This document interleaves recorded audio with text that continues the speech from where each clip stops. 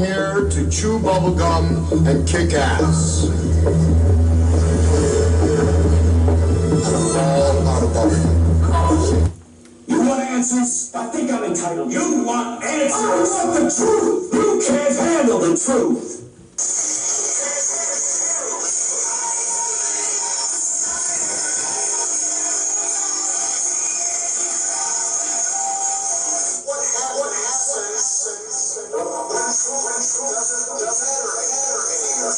Welcome to another episode of The Outsiders. I am your host, Sean Sims, and we're going to get down to the nitty-gritty today. Our special guest is going to be Linda Batts, president of the Hanlon Improvement Association, and she's going to discuss what's going on with the tragic death of Mr. Silver, who worked for the DPW. And I'm going to be getting in touch with Thuru Vignaraja. I believe he is the attorney for the family. I did put it out on Facebook immediately after I heard lawsuit, massive lawsuit, mayor, DPW. From the information I saw, it was horrific what happened. What goes on in this city, other cities, big cities, it's terrible the way that workers are treated. And this is going to be ongoing, but we're going to be giving Linda a call in just a little bit, and I want to get right into it. What's going on? Now, this message is for the church. Listen up, y'all. This message is for you Christians. What are you doing? The things that are coming back to me and the things people are telling me, and they're Christians regarding, and this is specifically regarding this election in the United States of America, because we're going to go international today. We're going to talk about other news that's going on outside this country that could affect this country greatly. But I want to know what is going on with the Christian church, with the pastors, the ministers, the Christians, in their decision making, or what they say they're going to do in regards to this country and this election. And I have some ministers and have some folks who want to say something about it, because you got to make a decision. Are you going to choose over here? Good versus evil. This is what the situation has come down to, literally. This is a good versus evil. And the only question is, who's the real evil? Some people say it's both, a lesser of two. Some people say, no, it's Trump. Some people know it's Kamala Harris. And that's it. But let's hear what some, and I believe they have some poignant words, have to say about this. Let me cue this up. Cut one. And the number one question that I usually get from people is, why do Christian Black Americans vote for this evil organization? It's a very good question. I mean, the Democratic Party has been the party of slavery from 1800 to 1860. The party of the Confederacy from 1860 to 1865. The party of Jim Crow from 1865 to 1965. 100 years of rape, castrations, murder, black people down south. And now it's the party of Marxism, anti-Christian bigotry, transgenderism, abortion up to the 9th month, open borders. You name it, they do it. There's been one constant though. Black people, black Christian people, have always supported this evil party.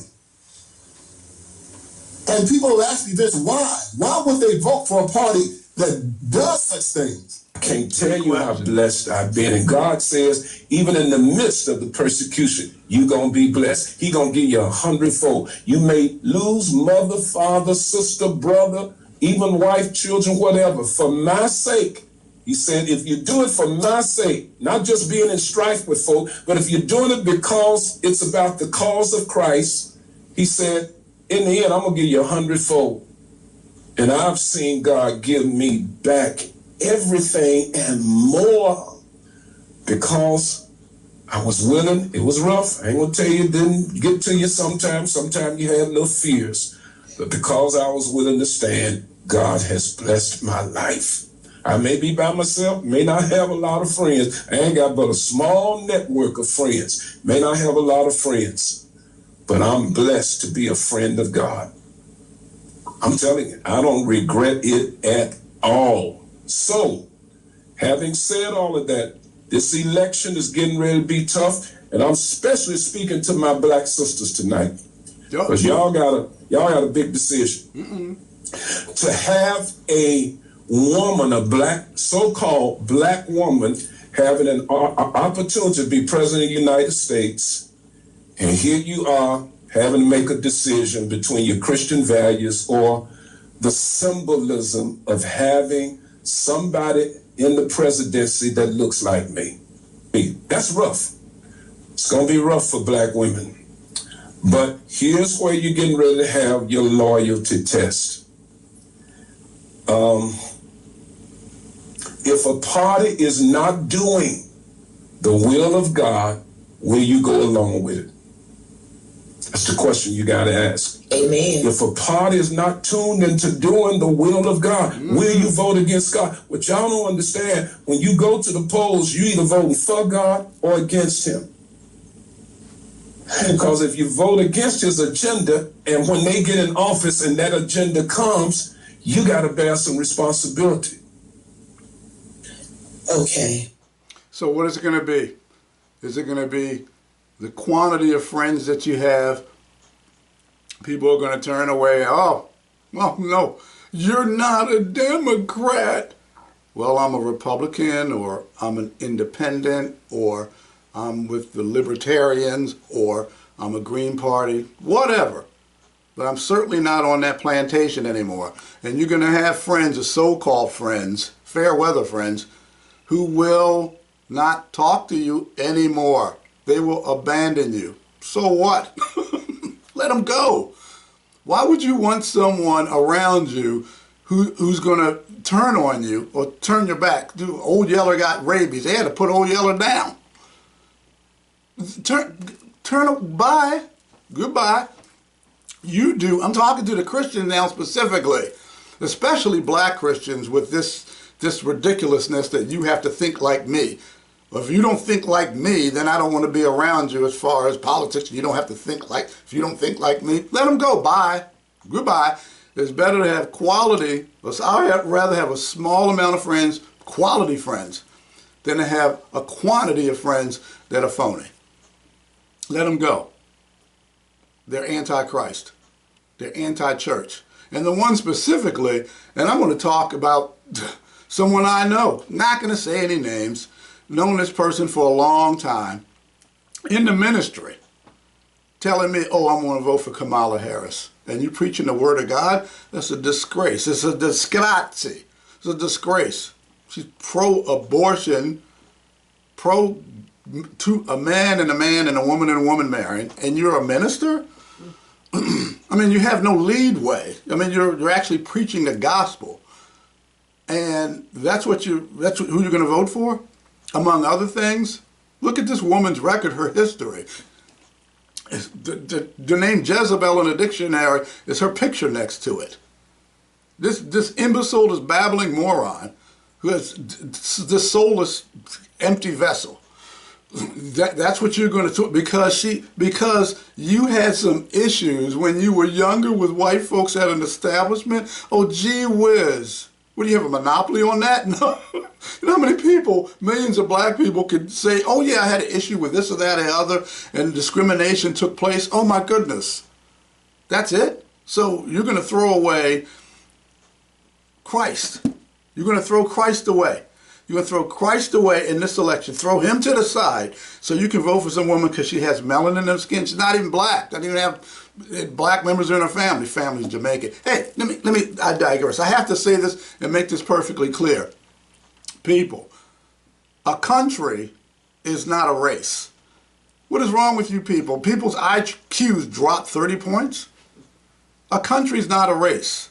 You know that in Sweden, well, she's Swedish. So you assume that she's black. You know there are black women who live in Sweden? Do you know there are blonde-haired, blue-eyed folk who live in Jamaica? Did you know that? It's a country. Just because you're so I just wanted to say that real quick. I digress. What is wrong with the Christian folks now? I mean, is this the apostate church? Is this the Church of Laodicea? Because I've been hearing that for years. Book of Revelation, Church of Laodicea. They really get laid out. You're hot or cold, but you're lukewarm. And God said, hey, I'm just going to spew you out of my mouth because he's disgusted. It doesn't make any sense to me. And here you have this person. He's on the airwaves, and he does his comedy and everything, and he does some old lady, Miss Jenkins, I don't know who. Yeah, Mrs. Miss Jenkins, and yeah, honey child, I want you to come. And that's how he made his career. His whole career is off of that woman that he does. And I want to play him and what people have to say about this clown on the radio who thinks he can tell me and other black guys who've gotten off the plantation. And there's a bunch of us. Now let's see, Trump got 8% of the vote the last election, and right now he's ticking at about 27%? Anywhere between 26 to 28% of the vote. So they left the plantation. We're getting out of here. So let me click on to this guy, because he's got a lot to say. Can you believe this? Cue it up, Q2. Got to cue it up. Smiley, Boulay Martin's homeboy, Joy Reid's homeboy, Ricky Smiley. He is not liking a lot of this conversation on social media. He's not pleased by this whatsoever. He's not pleased. And what we're going to do is going to cue up what Ricky Smiley had to say to a lot of you, because he's very disappointed in a lot of you black voters out there who's not standing with Vice President Kamala Harris, who have not committed yourselves to get in lines to vote for her, to make her the first black adjacent female president of the United States. He's not pleased. Before I finish this, I have to preface this. I really don't give a rat's what Ricky Smiley thinks. I could care less. Miss Jenkins. Yeah, girl, you gotta stop there. You better get in your car, Miss Jenkins. That's what's his career. I could care less what this clown thinks. But since it's all over the internet and he's insulting black men, basically telling them they need to think like him and we don't get along. Hey, we don't get along. So let me go ahead and continue. He's about that. So let's go ahead. I'm going to play with it. All what he said, then I'm going to restart it like I normally do. Now I'll play it until a part I want to stop, and then we need to get into this a little bit, right? So let's go ahead on and get Ricky Smiley. Ricky Smiley, ladies and gentlemen. Let's go ahead and get him. Sick of the black people on the internet talking about I'm not with her. Okay, so if you're not with her. Right now, I'm thinking, is that Ricky Smiley or is that, an old woman who smoked too many Pall Malls and Cools? Because I couldn't tell. And black people with the... But anyway, that is a man. Let's go. With her, that means you with Trump. And y'all need to block every last one of them on Facebook and on Instagram and social media and stop. Like that's now this idiot is talking about you should block people because they don't. You should block them on Facebook and you should block them on social media. Go ahead. Let's finish listening to lisping Ricky Smiley. Go ahead and continue, Rick. Tell us what you really think. Go ahead, Ace. That's just garbage. Yeah. It's just garbage. Can Everybody we be got united on anything? Yeah. Can't agree on a bucket of chicken. One person want a hot dog. Black folks get on my nerves, man. Why everybody making all these celebrities making all these videos? Who are you? What are you talking about? Folks get on your nerves. What are you talking about? Nobody cares what you think. It's one of the stupidest things I've ever heard. Folks get on my nerves because tens of millions of black folks aren't going to vote for who you're going to vote for. Let's continue listening to this. Videos going off on Kamala Harris and stuff, and then the black men, Kamala Harris didn't prosecute you and treated you bad in court. I got treated bad in court too. But So did Kamala Harris throw you in prison for smoking a J? What is he saying? I got treated bad too. Let's continue, because it's not making any sense. It's nonsensical, Ricky. It's her. Because a vote for her, if you sit at home and you don't support her, you are definitely supporting Donald Trump. You can vote for who you want to, but don't be... Stop. You can vote for whoever you want to vote for. That's the United States of America. You're not in a banana republic, even though the elections are run like one. But you're not in a banana republic. Trying to encourage other people and sit up there and put bad stuff. Where's that same energy for Donald Trump? Yeah. You know what I'm saying? I'm just like, don't vote for him. It is what it Not is. even doing, y'all not even out here doing real research. And look at her record. If you do the research. Stop. I did do research, numbnuts. She hasn't done anything. I mean, you've got stuff she's taking credit for. Now she wants to take credit for no tax on tips. She just stole that from Trump. Just thievery. I looked at what has she done. Look it up. We hasn't done anything. And Trump. Let's do I did some research on Trump though. I'm going to read what the accomplishments when he was president. Everybody's so scared. Record high stock market, anti-child trafficking coordination, energy independence, nearly 160 million employed, record low, 5.3% black unemployment, preventing veteran suicides with access to mental health care. He actually did a wilderness protection and conservation. What is he, Teddy Roosevelt? Wilderness protection and conservation, largest single piece of legislation to support parks and land. Reduced illegal immigration, educational choice, animal abusers face tougher penalties. I know the PETA people love that one. Remove terrorists, Save Our Seas Act. I never even heard of this. Commitment to environmental issues, to save the seas from these plastics and all the stuff that's in there. Commitment, development in low-income areas, strengthen U.S. economy. Peace Accord, Abraham Accord in the Middle East. There were no new wars while Trump was president. America did not enter into a foreign war. Look at what's going on now all over the world. We got World War III at our doorsteps. Record unemployment period, 3.5%. Increased funding to black universities. As a matter of fact, not only did he increase the funding to HBCUs, they set it up so that HBCUs can continually to go back and get funds on a continual basis. It was never like that before. Right to try terminal patients, low inflation. The gas prices were lower. Y'all, the gas prices were lower. Food prices were lower. Bread prices were lower. Provided space for mothers and their infants. Middle-class family income increased $6,000. And here's the one I like, $6,000. Here's the one I like. Stood up for Christianity and Constitution more than any president in modern U.S. history. I could go on, so I did do my research. Let's finish with this knucklehead. Or whatever, stop believing everything you read and do real research. You can see what a record is. You research. Or whatever, stop believing everything you read and do real research. You can see what a record is. You can see what she have done. I think you can Google what have Kamala Harris done for the black community. Or things that black people benefit from. Okay, so he doesn't know what he's talking about. Let's move on. Nobody cares, Ricky Smiley, what you think. Okay, the brothers could care less. You should see on YouTube, go on YouTube, people, and pull up what the brothers are saying about Ricky Smiley and what they think of him and his little opinion on what they should do. But let's do this, because I want to get to what's going on with this horrific death that happened under the watch of Brandon Scott, Mayor Brandon Scott, under his watch of Baltimore. These are for my people. An audience who's not from Baltimore, but we have a mayor who's an embarrassment. It's a joke. It's an embarrassment. Oh my goodness. Listen to this guy speak. It's ridiculous.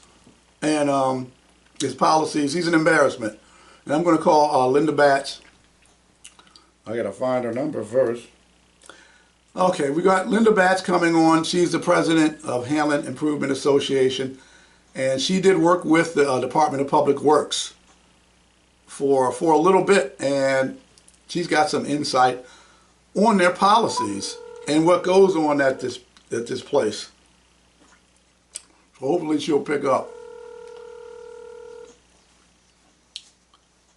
Now we're holding for Linda Batts. Hello, Linda. Hi. Hi. Hi. We're doing just fine. Outsiders, peeps, subscribers, audience, everyone that listens to the show, iHeartRadio, YouTube we watch, Spotify, Amazon Music. We want to hear from you. I'm going to get serious because, and I want to play this first. I want to play this clip. And I think it says it all as far as the hypocrisy that knows absolutely no bounds with this Brandon Scott character from a bad movie. I'm going to go ahead and play this clip. And this is a part of a video that you put together as the executive producer. Am I correct? Me? Yes. Well, I would hope that... I saw the credits. You're referring to the MLK video tribute done in 2020 to lift up and exalt the work of our underserved and under-acknowledged DPW solid waste workers. Is that the one you're talking about? Right on point. That's exactly it. And I read the credits. I said, oh, she was the executive producer on this thing. Okay. But I'm going to play a clip of that. And this is Slim Shady, the shady one, talking about the Department of Public Works. Hello, it's Mayor Brandon Scott. It is my pleasure to join DPW in commemorating the life of Dr. Martin Luther King Jr. on what would be his 92nd birthday.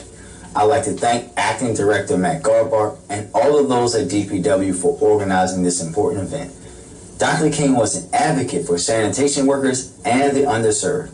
And as we take this day to celebrate and reflect, let us continue to uplift and acknowledge the incredible work and dedication of our frontline sanitation workers. I commend DPW for the great service they bring to Baltimore residents and communities each day. Martin Luther King Day is not only a holiday, but a day of service. It is a day to engage in the volunteerism and advocacy that is central to his legacy. I am proud to be a part of this event, and I challenge all of us to continue to make Dr. King's dream of justice and equality a reality. I guess Martin Luther King Jr. Holiday and birthday, I guess that's the only day that they treat DPW workers with respect. I guess they pick one day. Because the other 364 days, or 365, depending on if it's a leap year, they treat them like crap. It's a disgrace. Linda, could you tell us what, since you've worked with DPW, what was your role there, and what do you think of what happened with Mr. Silver and that horrific death and him not really getting any help from DPW and their situation? Well, thank you for the opportunity to address the Baltimore audience once again, Sean Sims, through your compelling show. For a period of time, almost 2 years or so, I was the first ever hired Director of Equity and Environmental Justice for the Department of Public Works. I was brought on by Director Rudy Chow in response to a clamor about the disparate treatment suffered in the communities, or at least the perception of disparate treatment based on wealth, poverty, race, gender, and other variables. And so my role there at DPW was to focus not only on the employees and implement an internal equity and equal opportunity program, but also to focus on the external factors and to implement a civil rights plan that covered the work that DPW needed to do to ensure parity throughout Baltimore's varied communities. Mm-hmm. Linda, you still there? I'm here. Okay. Well, that is a very important assignment that you received. And with your job, what you were doing, your assignment, making sure that there was equality, making sure there was fairness at the location with the employees. I know you're not with them any longer. What happened? Why aren't you with them? And then I'm going to get into this Mr. Silver situation. Well, the clamor for change internally by the employees, once they learned that I was there with the agency once they learned that I had no prior history with the city of Baltimore as an executive civil rights person who had retired after 31 years of stellar service in the federal government. The employees began to believe that DPW really was interested in incremental change. And so a number of employees at various grade levels and from across the agency began to talk to me about their individual problems or institutional and systemic problems related to their terms and conditions of employment that they believe warranted reform. At the same time, I was dealing with issues from the public, particularly one of the most serious issues at the time was a public health hazard with the basement backup sewage problems that many families were experiencing. And I was able to partner with Johns Hopkins University to get a strategic consultation grant for JHU to do studies on the communities that were suffering the greatest from many of these basement backups. And, we found that many poor and marginalized, underserved communities were suffering more as a result of the hardships from wet weather basement backups or dry weather basement backups that could be related just merely to the existence of a tree planted near or on your property that was the city's responsibility. Aging infrastructure coupled with all of those other dynamics led me to prepare a proposal, a white paper that basically instructed the city of Baltimore that particularly in the face of COVID, where more people are staying home and have no external spaces to retreat to, that mitigating and dealing with basement backups was a critical public health hazard. And it was incumbent upon us as taxpayers and as advocates for the stewardship of taxpayers' funds to fix this problem. And so I recommended in this case that the city of Baltimore take care of all wet weather and dry weather basement backups, and they employ an insurance adjuster, and they treat the citizens of Baltimore just like a business, an insurance provider would treat the citizens of Baltimore. If they found, for example, that a toy or something else clogged the drain, then, that was an extenuating and separate circumstance from the ordinary basement backups that occur for no reason in households. So that was one of my leading papers that really spoke for wholesale change immediately within the city of Baltimore. But at the same time, I was working serious and critical issues across DPW, both in water and wastewater and solid waste, with respect to how employees felt they were treated. Had a number of initiatives underway with water and wastewater regarding what folks felt, particularly Black folks felt, was the colonialism and the mistreatment, the discrimination at some of the water and wastewater plants, like Back River, where white folks sat in offices and Black folks had to do the menial work, where white folks got compensation for jobs that didn't have that, for which they were not comparable to the jobs that were being performed by others based on their knowledge, skills, and abilities. There were many flaws in the implementation of the human resources infrastructure within DPW that probably has resulted in a meltdown. And we see these issues continuing to come to fruition. We saw it with the death of Katrina Cunningham, water and wastewater worker. And I was initially part of management discussions regarding solutions to that, safety solutions, making sure that we complied with EEOC regulations in the event that there were any disabilities incurred as a result of any safety hazards or what have you, making sure that there was a regular schedule of on-site safety reviews, making sure that folks talked to and interviewed employees randomly to get their sense of whether changes were being implemented. And I was told to stay in my lane. essentially. Well, I was told during COVID, when I said COVID has an impact on the wellness of the workplace, and COVID can result in disabilities if we're not managing the public health issue properly at some of these plants and stations that are not particularly sanitary, that COVID can have an effect on it, which could lead to Civil Rights Rehab Act violations. I was told to let human resources handle it, stay in my lane.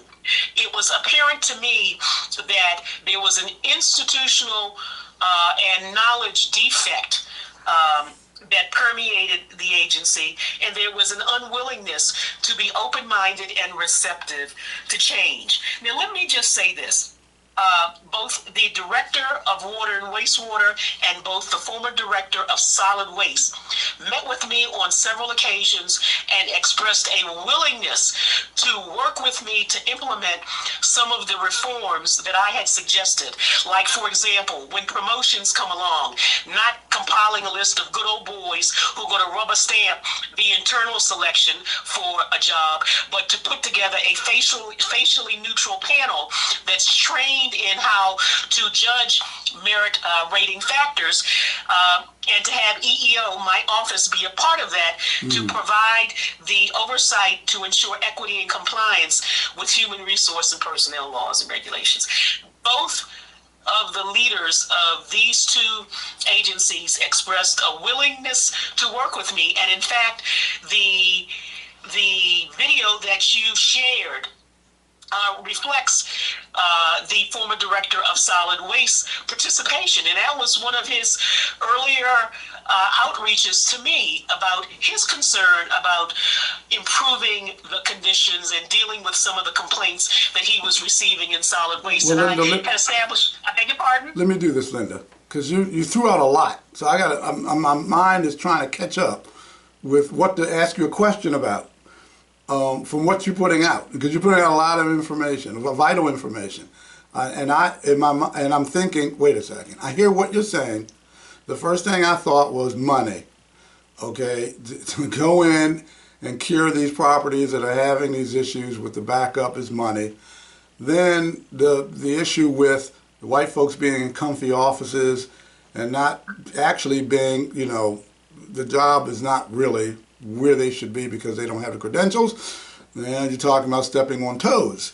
So you got the combination with the money, stepping on toes, then you got people who meet with you and say, oh, of course, this is wonderful, it's great. These suggestions are wonderful. And though that's when, the axe is coming, when they say, hey, after they meet with you, this is great, and the equity and doing this, and then we're making sure you have a person here, and you're making sure the workers are that's when when they're that happy like that. What eventually happened after that? Well, I was told in response to several very serious allegations that I was working with the acting director that involved human resource mismanagement and improprieties. I was told shortly thereafter about, as a result of the cumulative work that I was doing, that my services were no longer needed. Yeah, see, that's what they do. So they smile in your face all the time. They want to take your place, those backstabbers.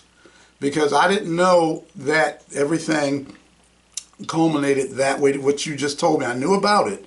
But just listening to you, I'm saying, oh my goodness, that's money they got to kick out. They obviously, right now, they're not kicking out money for AC, for ice, water, for humane working conditions. What is this, the 1930s? Like a slaughterhouse? It's a slaughterhouse. I was dealing with an issue over in water and wastewater, where at Back River, the women who worked in one building did not have a facility, a restroom. What? So the women had to actually, the men had a bathroom they could use, but the women had to actually exit the building and go to another building to use the facility. I basically indicated that that was absolutely a term and condition of employment that violated the spirit and intent of Title VII, and that these conditions needed to be abated immediately. It was that kind of guidance that I was trying to give that ensured compliance with laws and regulations and the expectations of taxpayers that ultimately resulted in my being told that my services were no longer needed. Well, that and is I will terrible. permit me to say that everything that I have said has been borne out by the report of the Inspector General. Well, let's do this. I want to play what happened. The young lady who found Mr. Silvers on her doorstep, what happened, and culminated with that. I'm going to play this for story. This is a Fox 45 story, so people can hear what happened. Okay, let me cue that. It started with a knock on her door. When I opened my door, I saw a man who looked extremely out of it. Gabrielle Avendano says that man was DPW worker Ronald Silver, desperately searching for help on a hot day. I figured it was a heat thing just because of how hot it was yesterday, so I ran to the kitchen and got like a Stanley worth of water and brought it out. I'm like, do you need help? Do you need help? Because at that time, like, once I was coming back to the door, like, I saw him fall. She says he collapsed on the ground and begged her to drench him with water. And I was trying to get him to drink water, but he was laying down, so I was like trying to sit him up, and he asked, he was like, help me sit up. And his coworker goes, man, she's half the size of you, she can't help you get up. But he didn't offer to help me help Mr. Silver, so I just sat him up by myself. According to the mayor and acting DPW director, Silver was ending his workday in the Barclay neighborhood when he experienced a medical situation requiring immediate assistance while he and his fellow crew members were riding in their truck. So we had to lift him and lay him here. That's why I brought this towel out, because his head was just on the concrete. All the while, Avendano says Silver's fellow co-worker stood by on the phone with DPW supervisors.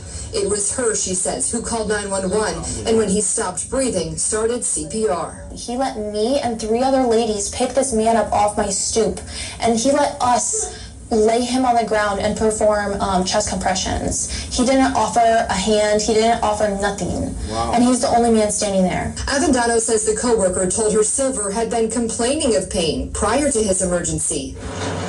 Driver, Mr. King, told me that he had been complaining about leg pain, chest pain, his hands crumpling in. He couldn't undo them by himself. He needed help to do that. City leaders say they're still working with the crew and medical professionals who tended to Mr. Silver to understand the details of what occurred. I found out this morning that he didn't make it. We asked if Silver had reported feeling unwell earlier in the day and what policies are in place if an employee is having a medical emergency while on the job. And I was just heartbroken that no one helped him sooner. You know, he had to struggle up my steps to ask for help. Wow.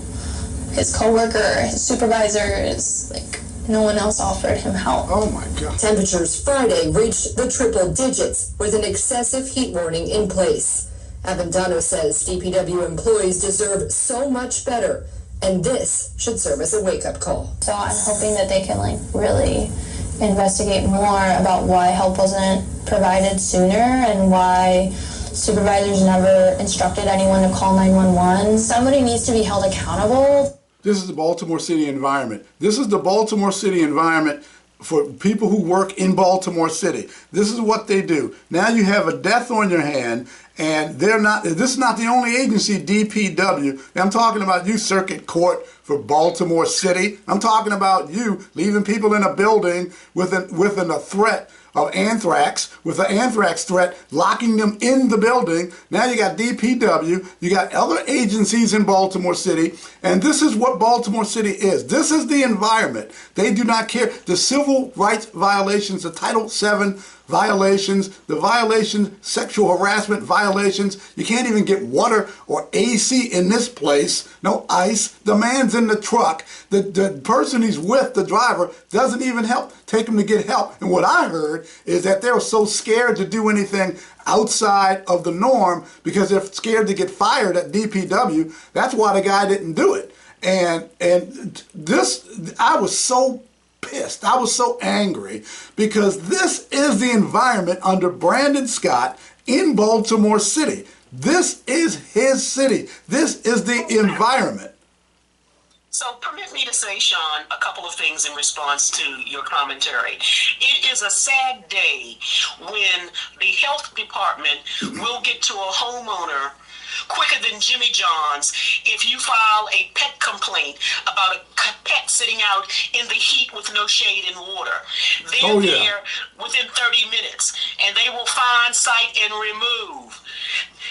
The human people, however, are subject to a different standard of response than our pets. And what is the response of the health department in terms of making sure that our workers who work in extreme weather situations are treated appropriately? You cannot expect an agency that has already shown its hand with respect to its shortcomings to then go back and police itself and do the right thing. But you asked about, what about the people? Let me tell you something. There's a famous line that I love from one of my movies, The Shawshank Redemption.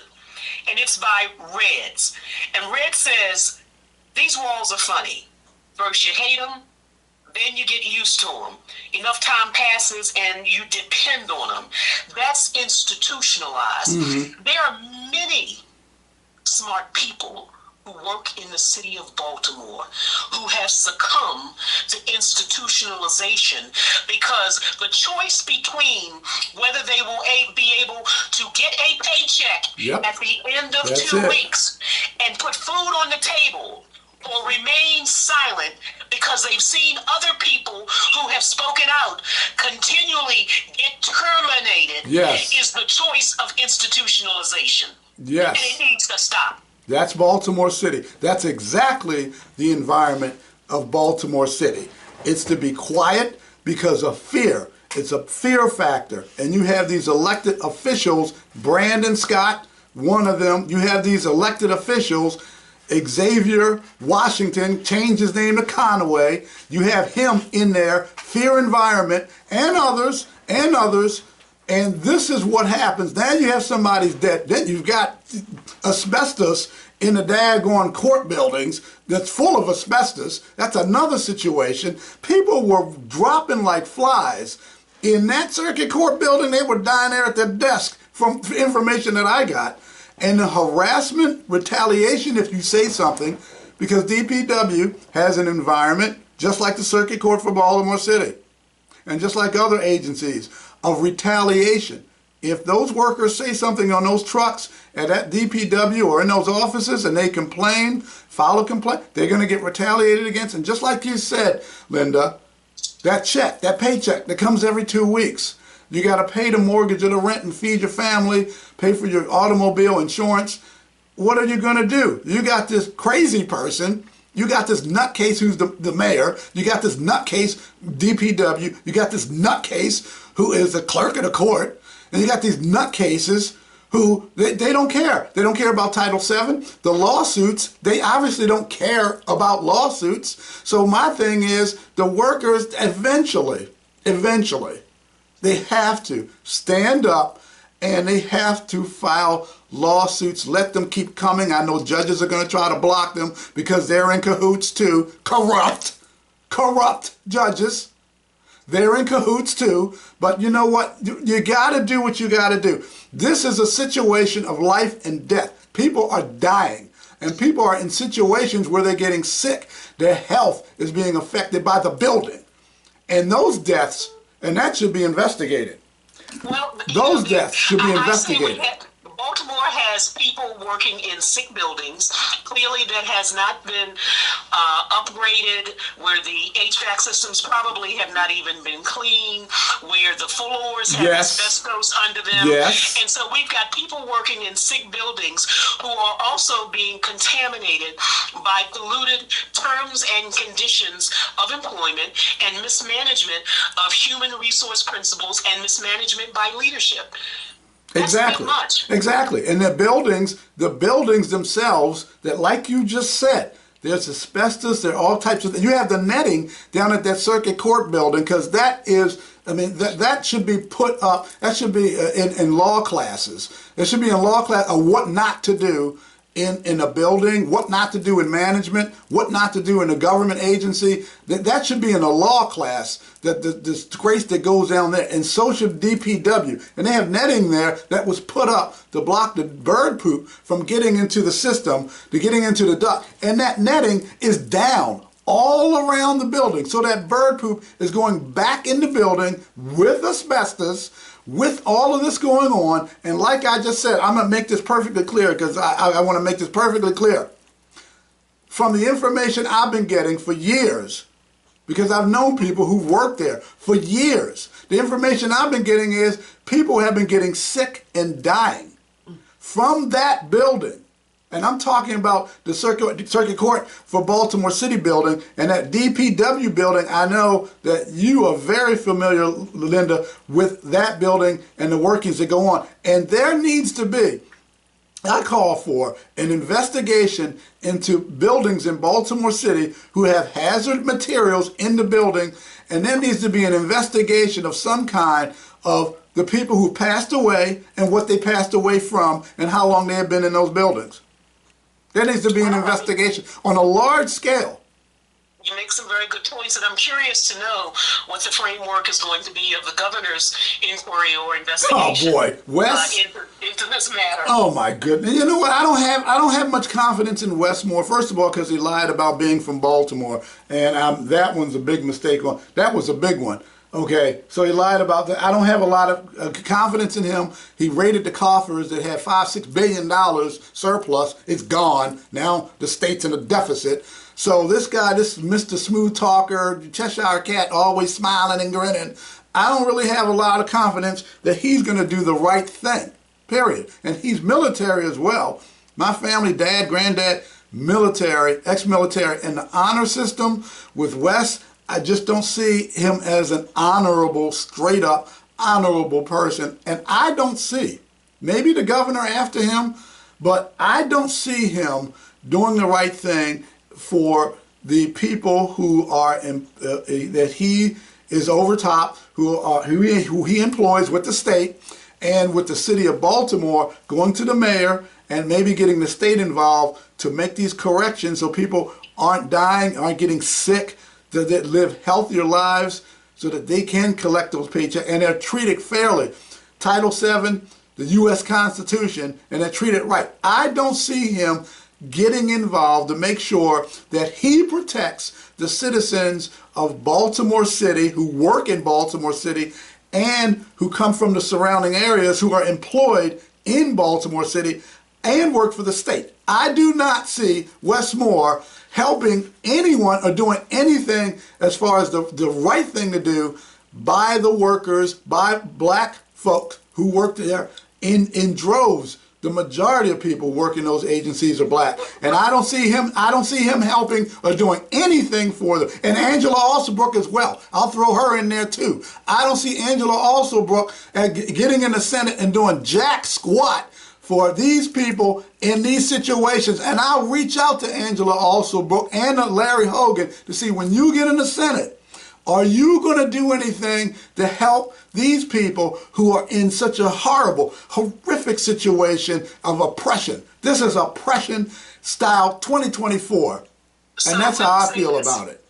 Permit me to say this. There's an infrastructure and a chain of command in the city of Baltimore, and there has been so much turnover in leadership in the Department of Public Works over the past, I'm going to say 4 years or so, that there's been no constancy in terms of management approach, ethos, the feeling and spirit and temperament of right that permeates that agency. There's just been a shuffling of the deck of the miscreants who have created all of these problems in the past. And I will say to you, personnel policy aside, civil rights violations aside, the oldest and most divine instructions known to man says that you will do unto others as you will have them do unto you. Yes.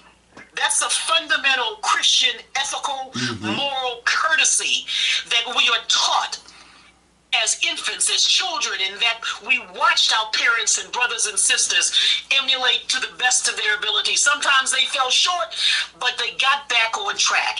And if folks would just follow the original instructions and do the right thing, if the system would be, if Baltimore would put into place not people who are friends, relatives, sorors, and frat brothers, but leaders who have no relationship to the history of organized dysfunction in the city of Baltimore, we might have an opportunity to create a new and better city. Well, we're going to have to first get rid of this guy who's in there. And a little birdie told me, and I'm not going to give anything away, and I'm not going to say anything I can't back up, but I have a question, and the question is, will Mayor Scott make it through his full 4 years? Because he's going to win, because Shannon Wright doesn't have a snowball's chance. So he's going to win, but I just simply have a question. Is he going to make it through the full 4 years? That's a question. And the situation with the employees, the treatment of people by leaders in Baltimore City is one of the worst of any city, the worst managed city, the dirtiest city in the United States of America. It is Democratic run for 60 years. Kick them out. Get them out. Get them out. They've been running this city into the ground. The kids can't even read or write, do math. They've got the worst school system in the country, one of the worst, paying this woman $500,000 in salary and perks on top of it. The city of Baltimore is a cesspool. It is a disgrace because, not the people, because of the leaders. The people, for whatever reason, I don't know, it's like Dracula and they're in a trance, and they keep voting and putting these scumbags, these low bottom feeder, people who don't care about them, liars, grifters, fakes, and phonies. And then you got somebody dead. You got a guy dead, dying on the steps. And this young lady, this young Caucasian white lady, young, helped him out, did what she could do, and watched his fellow workers and listened to fellow workers, supervisor, and the other person on the truck, not even assist. Because that person probably was scared that they would get fired if they assisted. That's how bad, that's how horrific this city has become. And I don't know if it's going to get any better. There's an old saying, if you're not part of the solution, then you're complicit. Yeah, and there's a lot of that. There's nothing.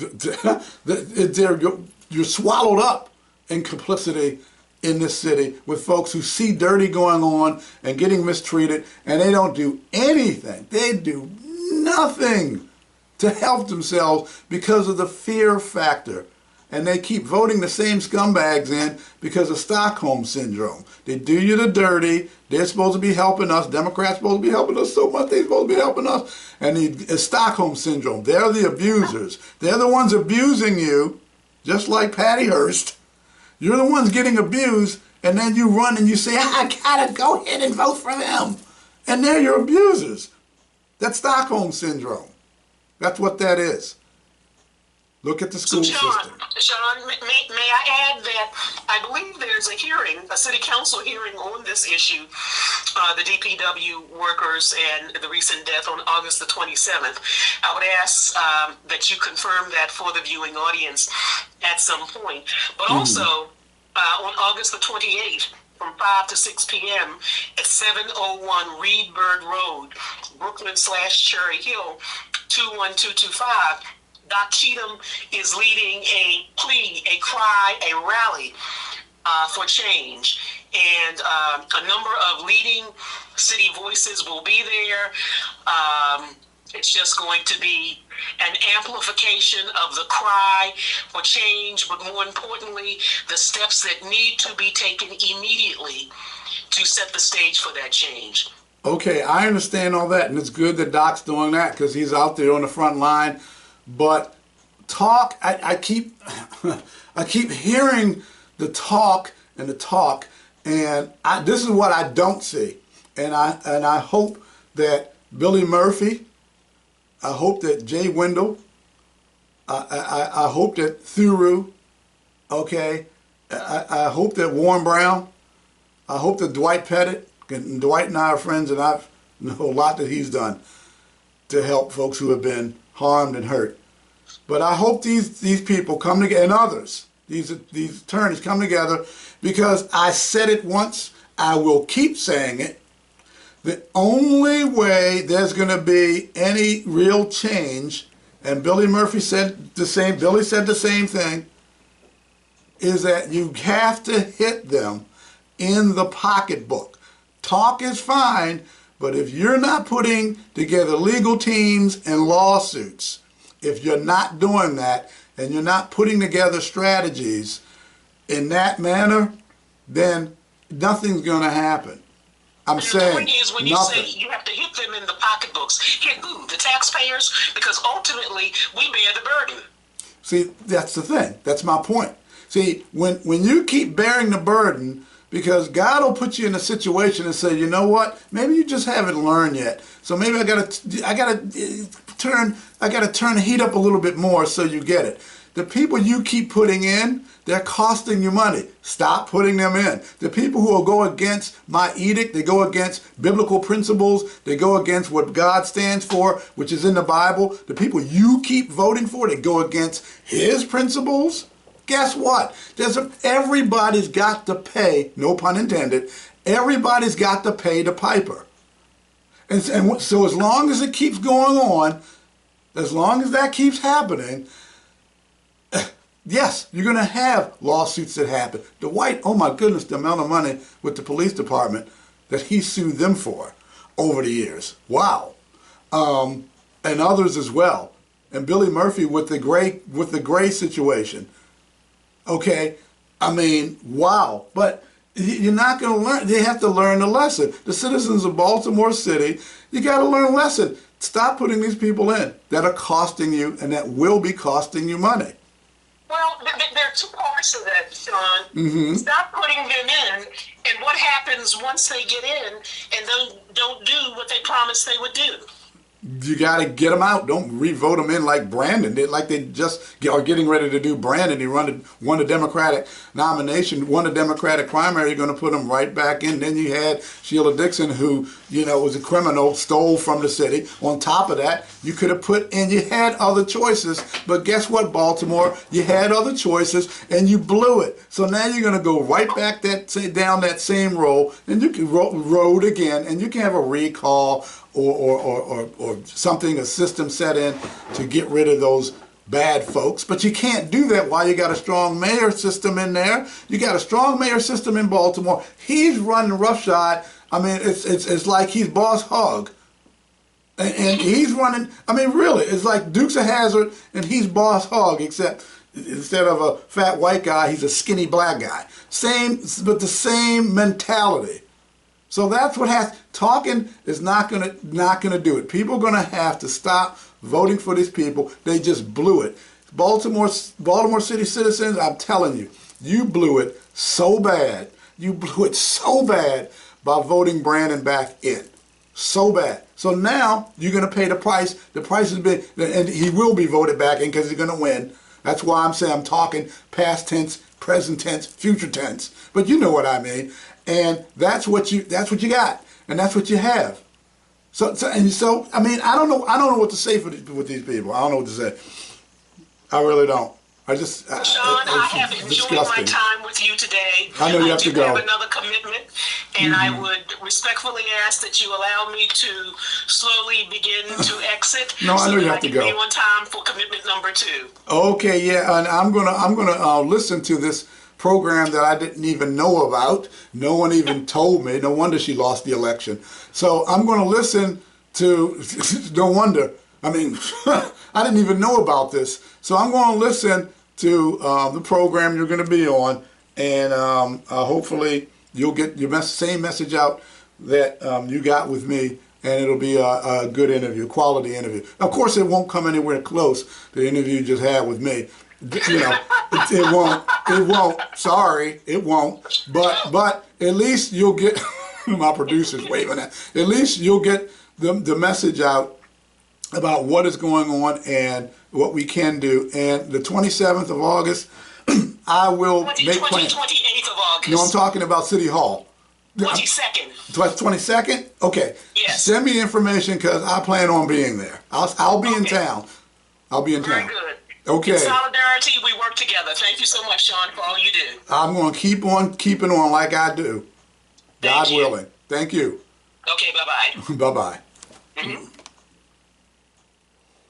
Now you all heard what's going on. I don't know what about Baltimore and the people in Baltimore. I know the leadership is the worst in the country. I know it's nothing but bottom feeders and grifters. And y'all got to stop putting these people in there. That's what I got. I don't know what to tell you. Hard head, make a soft behind. But I'm going to end it there. The Outsiders will be back. Podcast will continue. I'm going to be talking about Gog and Magog war. I'm going to go out with this. There's a DA in Texas named Kim Ogg, O-G-G. And I said, that's odd. I've never seen Og as a name. I've seen it in the Bible. Gog and Magog and Og and all of that. Ezekiel 38, 39. Just curious. But I will be talking about that, and we'll be going over what's going on in other places of the world. And it's horrific. And I'm going to finish with this. Baltimore, DPW, Circuit Court for Baltimore City, with what you're doing to these people. And they have a death with DPW. This guy actually died. It's horrific. And everybody is going to have a judgment day. You hear that? All of you. All of you who are doing this, there will be a judgment day. And from my watch, maybe fairly soon. Anyway, everybody take care. God bless. And like my grandfather would say, keep on keeping on. I have come here to chew bubblegum and kick ass. All out of bubblegum. You want answers? I think I'm entitled. You want answers? I want the truth. You can't handle